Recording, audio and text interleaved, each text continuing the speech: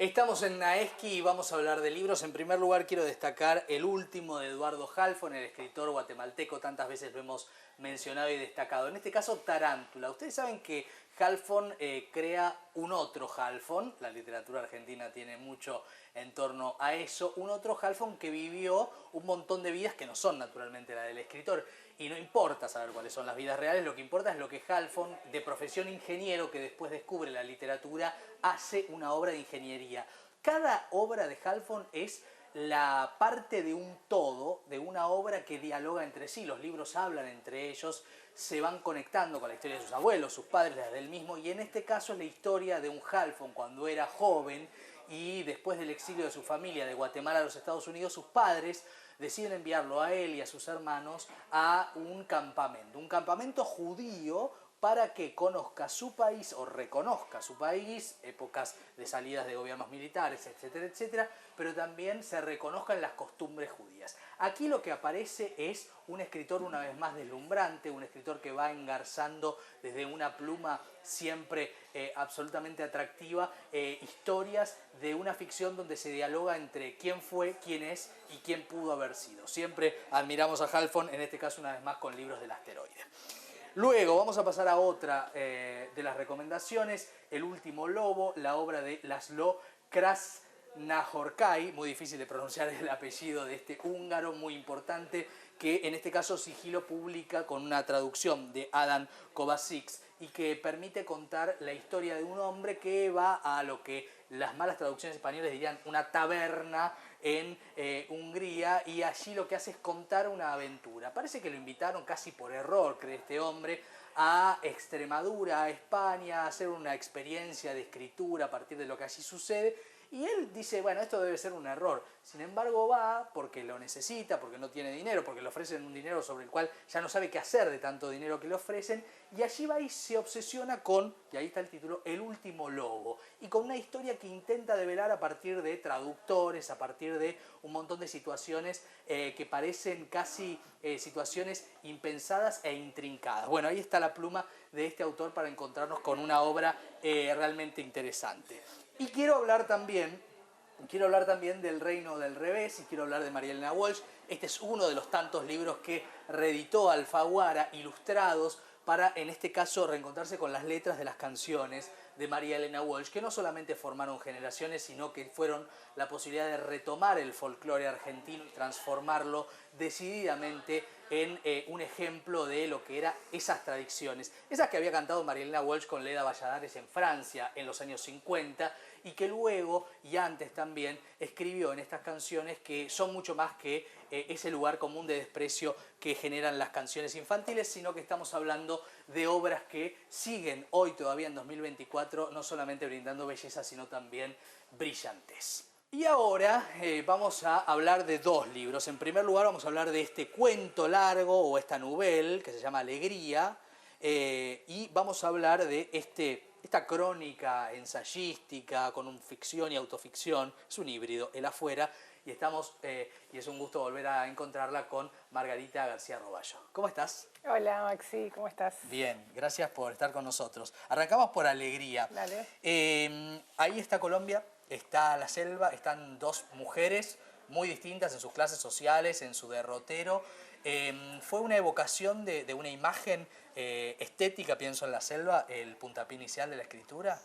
Sí, probablemente, bueno, la geografía es todo en ese cuento, ¿no? Sí, Está sí. como por... Un personaje. Totalmente, la selva es un personaje más, es el personaje principal, si se quiere, y a mí me interesaba un poco marcar esa diferencia entre lo que hay adentro de la selva y lo que hay por fuera, y cómo entrar en la selva en Colombia se entiende de muchas maneras posibles, y en este caso, cómo un destino puede estar marcado por, digamos, ingresar o no, ¿no?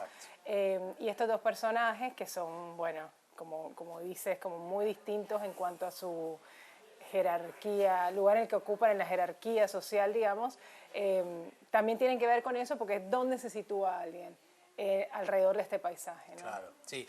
Hay un tema de las clases sociales y también me parece que hay una referencia importante respecto de la desigualdad, ¿no es cierto? Sí, bueno, es un tema que a mí me interesa. Te atraviesa además. Desde siempre, creo que cada cosa que escribo de fondo hay ahí como este tema soterrado o quizá un poco más en relieve en algunos casos, como es el caso de Alegría.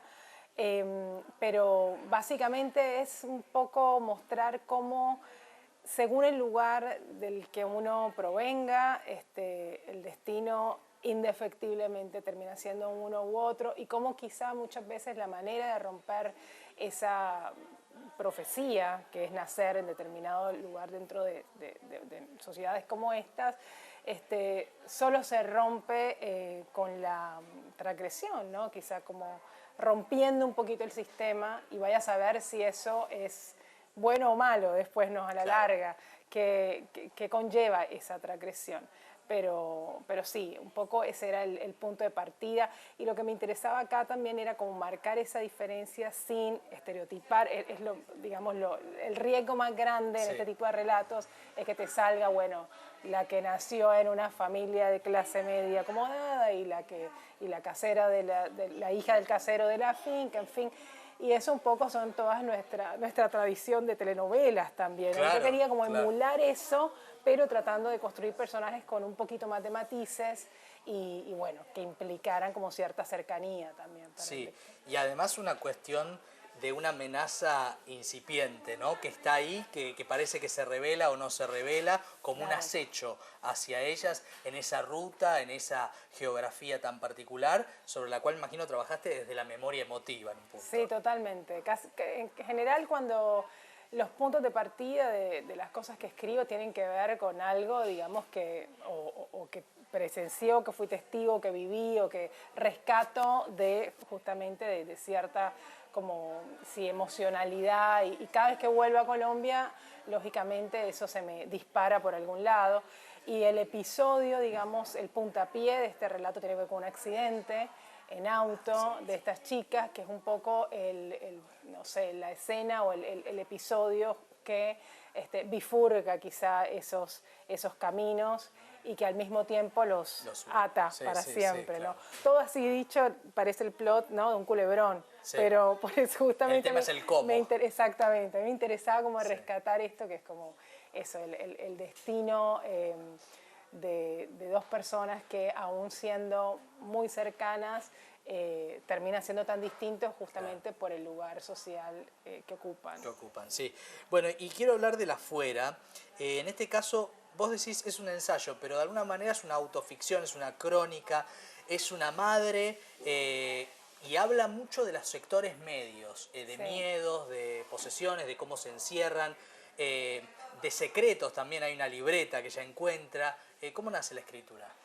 Sí, bueno, mira que en realidad Alegría y El afuera son formatos completamente distintos. Uno es claramente ficción, es un cuento, en fin, y el otro tiene como esta búsqueda más híbrida de ser, es no ficción, digamos, yo lo situaría dentro de la no ficción, pero es cierto que mezcla bastantes géneros, pero el tema de fondo es muy similar, ¿no? La preocupación sigue siendo bastante similar, y es cómo nos movemos según el sector en el que nazcamos, ¿no? En la reflexión del afuera pasa por una narradora que pertenece a una clase media acomodada, si se quiere, en Buenos Aires, que los hijos van a un colegio privado, y un poco cómo se mueve ahí viniendo de un lugar que no es de otro país. La extranjería siempre está, la extranjería, ¿no? Y cómo consigue, digamos, como moverse con esa especie de mirada siempre como desconcertada por los códigos de ciertas cosas en las que no entra, pero termina incorporando también. Yo creo que es un libro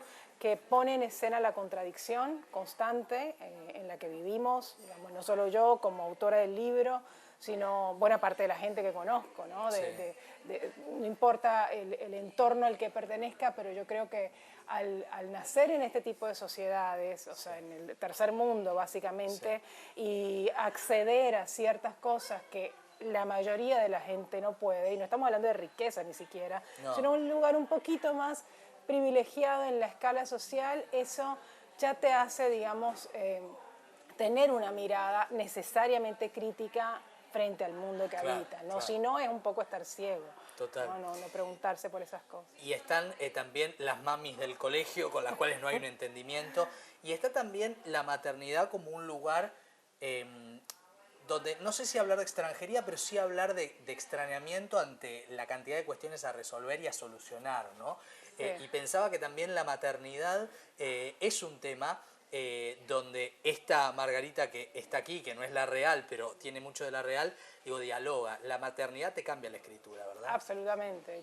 Bueno, de hecho me preguntaba de dónde nace este libro. Este libro básicamente nace de notas que yo fui encontrando Sí. cuando me iba a mudar y notas que fui tomando cuando tuve mis bebés. Ahora mis hijos están más grandes y ya no son bebés, pero digamos la condición de maternidad te expone ante una digamos, realidad completamente distinta a la que tenías antes. No estoy diciendo nada nuevo, digamos, pero eso hace que lógicamente también cambien tus condiciones de producción, Claro, cambie cómo escribes, cambie en qué condiciones te sientas y piensas o no.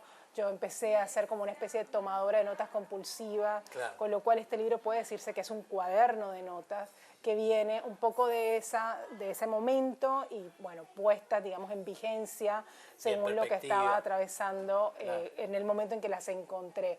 Y es una reflexión sobre la escritura también, porque... Sí. Para los tiempos mí, que se acortan, ¿no? Claro, los tiempos se acortan, la sintaxis se acorta, Sí, luego es como que creo sí. que las condiciones siempre permean en la escritura, Claro. a pesar de lo que uno quiera. Y me parece bien, me parece que es una manera de, no diría necesariamente evolucionar, puede ser involucionar, pero digamos de que cambie un poco la escritura y la búsqueda Total. narrativa de un autor. Gracias, Margarita. Gracias a ti.